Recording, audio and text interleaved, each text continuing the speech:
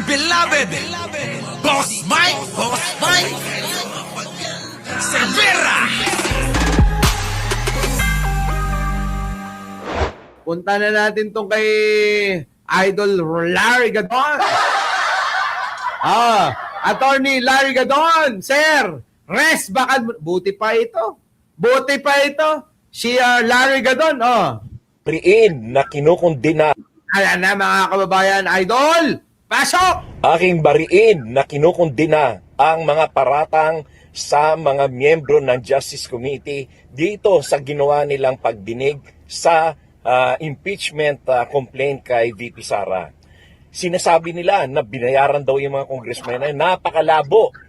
Napakaraming ebidensya, napakaraming grounds at mga documentary evidence at mga testimonies na nanggaling sa AMLC, sa COA, kay Senator Trillanes at sa mga bank records. Napakarami niyan. At kung bubuksan pa nga yung BIR, ay makikita natin doon na talagang kahit yung salin, yung mga salin ni VP Sara ay puro kasinungalingan at puro mali ang mga entries nito. At dito Totoo naman yan eh. Sige, panoorin nyo muna bago bigyan natin ng reaksyon ha. dito natin makikita na talagang ang mga miyembro ng Justice Committee ay bumoto ng sang-ayon sa kanilang konsensya at sang-ayon doon sa kanilang nasaksihan at nakita ng mga ebidensya. Ang talagang may bayad dyan, ang binayaran ay yung mga pilit pa rin na nagtatanggol na kahit na sa kabila ng napakatibay ng mga ebidensya, ng mga grounds, ay pilit pa rin nilang sinasabi na walang kasalanan. Ano ba mga bulag kayo? No? Hindi lang kayo bulag, mga nga pa kayo. Sabi ni Secretary Gadon, hindi lang kayo mga bulag, mga bobot tanga pa kayo. Mga bobo, mga tanga kayo, putang ina nyo. Mga Justice Committee members pa ang inyong paparatangan. Abay, kayo ang mga binayaran. Hindi kayo magtatanggol kay Sara kung hindi kayo binayaran. Correct, di ba? Hindi kayo magtatanggol kay Sara kung hindi kayo binayaran. Totoo naman eh. Bakit kanyo mga kababayan ko? Kitang-kita na natin itong putang inang Sara na sinungaling. Sabi nga ni Susan Roses, ang magnanakaw, ang sinungaling ay kapatid ng magnanakaw. Naalala niyo yun? Sabi ni Susan Roses yun, asawa ni Fernando po. Sinabihan niya si Gloria noon. Ano sabi ni Susan Roses? Ang sinungaling ay kapatid ng magnanakaw! Diba? Si Gloria, ganun din eh. Sinungaling din yung putang inang yun eh. Diba? Magnanakaw din ang putang inang Gloria. Nakita nyo mga kababayan ko. Ayan naalala nila sumang-ayon kayo sumang-ayon kayo. Ngayon, etong si Sara, isang sinungaling, di kapatid din yan ng magnanakaw, hayop na yan. Hindi nga lang kapatid, siya na nga mismo magnanakaw eh. Oy, mamaya paalala nyo. Tangina, meron tong issue na naman si Sara. Sara Duterte, tunay daw talagang tomboy. Oo. Tomboy talaga daw yan. Mas gustong dumila kaysa sumubo. Kakadiri, no? Hindi naman nakakadiri. Hindi naman nakakadiri yun. Kaya lang, wag mo lang itago kasi nakakadiri. Nagiging nakakadiri yan kapag tinatago mo pa yung katotohanan. Sara, putang ina mo. Diba? Gaano man lang yung aminin mo na mas gusto mo dumidila ka kaysa sumusubo ka, putang ina mo. Wala namang problema yan eh. Diba? Nako, abangan yung mga kababayan. Mukhang hindi lang sex video yung lalabas. Nako, nako! Sara Duterte, ano ba yun? Diyos ko para kayong gunting. Yung gunting. Yung gunting. Tao pa ko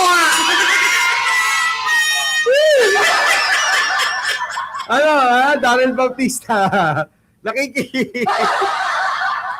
Tayo na, ganun ba yun?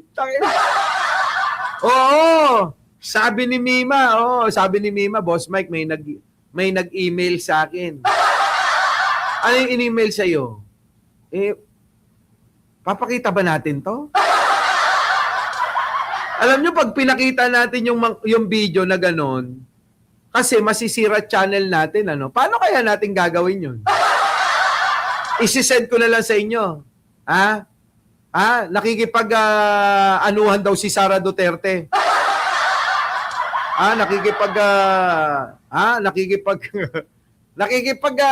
Bengbangan, gano'n. Puta, hindi paano kaya yun, Kasi kapag nagbengbangan ng isang lalaki at isang babae, nakaswak na swak yun, no? Oh, di ba? Nakasalpak, si Junjun. Maring Joji, wag mo agad i-delete. Bakit? Baka mawala? Tulog pa si Mima, kagabi sinabi sa akin yun, Hindi! Ako, bawal din daw isend sa Messenger. Kasi nga daw, pag sinend sa Messenger, ang mangyayari, pati yung account mo madadali. Hindi pwede, syulidad ko nanan pagka nag-send ka ng porn, dyan sa yung porn kasi yan, di ba? Nagbebengbangan yung pares babae. Di ba? Masisira yung ating messenger, yari. Abangan natin, tinawag lang naman sa akin pagka mamaya gising na, ipapollow up ko kasi pagod din ako kahapon, dami kong trabaho. Tapos kasama ko pa yung mga vlogger nung hapon. Nakipagkulitan pa ng mga nakipagkulitan. Oy, Jobro, hindi, totoo ito. Totoo ito. Putik na yan, talagang matindi.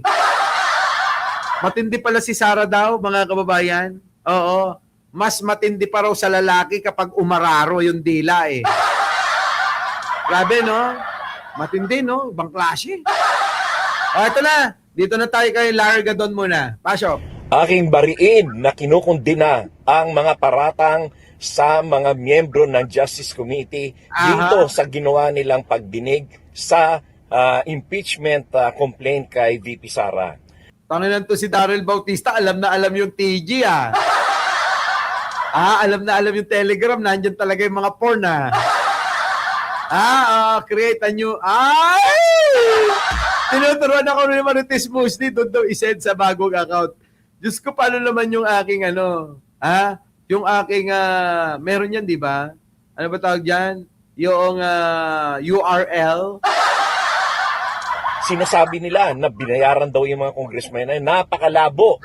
Napakaraming ebidensya, napakaraming grounds at mga documentary evidence at mga testimonies na nanggaling sa AMLC, sa COA, kay Senator Trillanes at sa mga bank records. Napakarami niyan. At kung bubuksan pa nga yung BIR, ay makikita natin doon na talagang kahit yung SALN, yung mga SALN ni VP Sara ay puro kasinungalingan at puro mali ang mga entries nito. At dito natin makikita na talagang ang mga miyembro ng Justice Committee ay bumoto ng sang-ayon sa kanilang konsensya. Correct. Alam nyo, pinakita na lahat yung ebidensya at hindi po sinagot ng kampo ni Sara Duterte.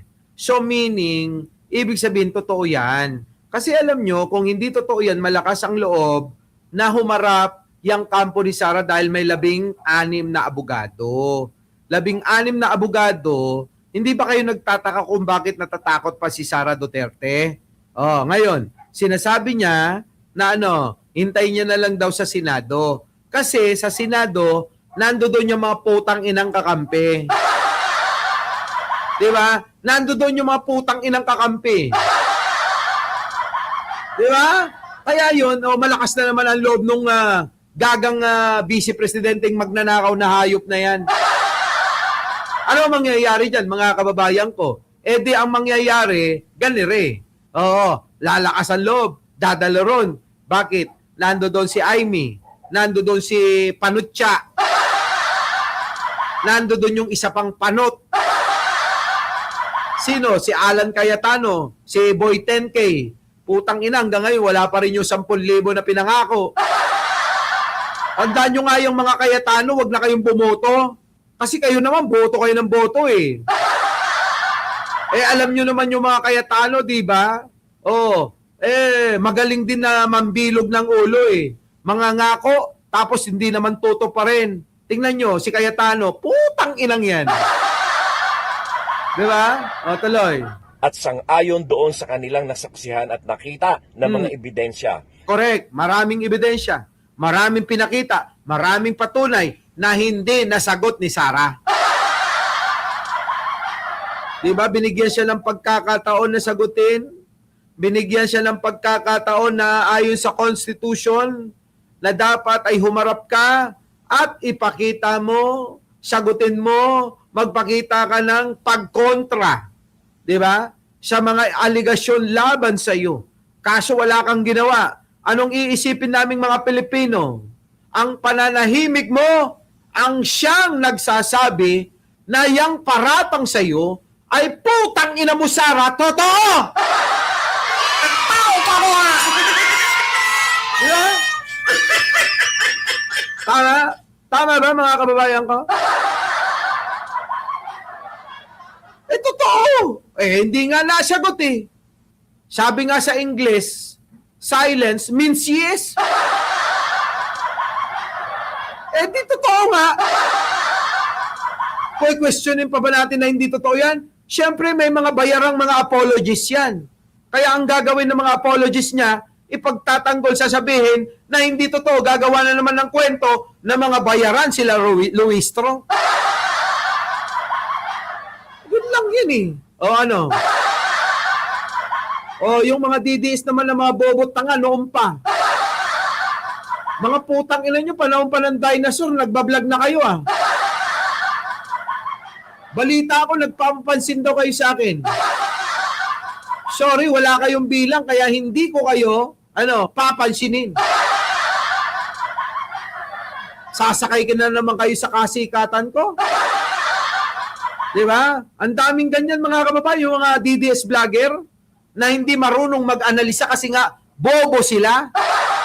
Maraming ganyan na mga vlogger ng mga DDS. Ang bobobo. Kaya hindi pag-analisa, hindi makapag-vlog ng katulad ng ginagawa natin. Kasi mahihina ulo. Kaya yung mga pinapanood ninyo, abay pag-isipin nyo maigi. Oo, kasi karamihan dyan, lalong-lalo na, sa kampo ng mga DDS, puro tanga at saka bobo.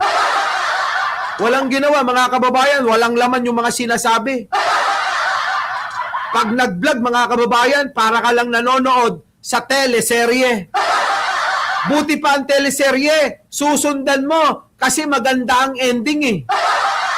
Pero dito, mga kababayan, sinusundan mo kasi natutuwa ka lang sa sinasabi niya at natutuwa ka dahil bobo yung pinapanood mo.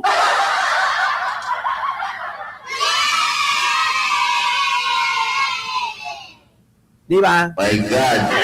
Di ba? Tama mala. Daming ganyan. Oy, kayo mga putang ina yung mga nagpapansin sa akin, sorry. Hindi ko kayo bibigyan ng dahilan para magamit nyo yung pangalat kong sikat na.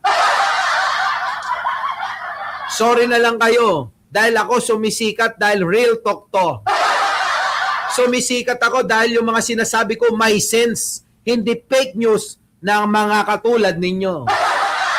Bukod sa mga pangit na yung mga mukha nyo, pangit pa yung pinagagawa nyo, fake news pa kayo. Ako, pag nagmura ako, cute ako. Pag nagsalita ako ng putang ina nyo, parang ang ganda-ganda at ang sarap-sarap sa ears, pakinggan, Pero pagka kayo, tapos pag nagsalita pa kayo, may dahak. Putang ina, pangit nyo na, nakakadiri pa kayo. Di ba? Pakilang papangit nyo na, nakakadiri pa kayo. Lagyan nyo naman ng rhyme pag nagsasalita kayo para mas maunawaan ng mga nakikinig sa inyo. Hindi yung salita-salita kayo, biglang dadahak kayo. Salita kayo ng salita, putang ina, hindi nyo alam kung ano pinagsasabi nyo. Kaya wala kayong alam, kaya anong gagawin nyo? Yung vlogger na lang, ang uupakan nyo. Anong upak nyo? Si Mike Cervera bakla, matagal nang alam ng mga tao. Dahil sa akin na mismo nang galing, ano ngayon kung bakla ako? Sabi ko nga minsan, halika, patingin ng titi mo, chuchupain ko. Diba? Oh. Pang-ina personalan. Manalamin ka muna, boy, kung anong itsura mo. Diba? Diba? Malamang banas na naman sila kasi sa tuwing nagbablog ako, nanonood kayo. Tangina nyo. Sabi pa nung isa, putang ina, sikat na si Mike Cervera. Hindi pwede to, kailangan sumakay tayo sa kasikatan niya. Tangina, yan lang naman ang alam nyo, pag may sikat, sumasakay lang kayo. Oh. Di ba? Yan ang problema sa inyo. Oo, kapag ka may sikat lang, sumasakay kayo. Akala nyo hindi nakakarating sa akin? Mga bobo, yung mga kasama nyo sa mga GC nyo, mga kaibigan ko. Tatangan nyo talaga. Oh. Di ba, Maring Joji, ano? Yung real talk natin, yung pamamaraan natin ng pagsasalita, merong passion. Di ba? Yung paano tayo mag-vlog, artistic. Oh, naiintindihan nyo ba yung ibig sabihin ng artistic at passion? Hindi nyo maiintindihan yun kasi nga, bobo pa kayo noon! Tangina nyo! Tao pa ko ha!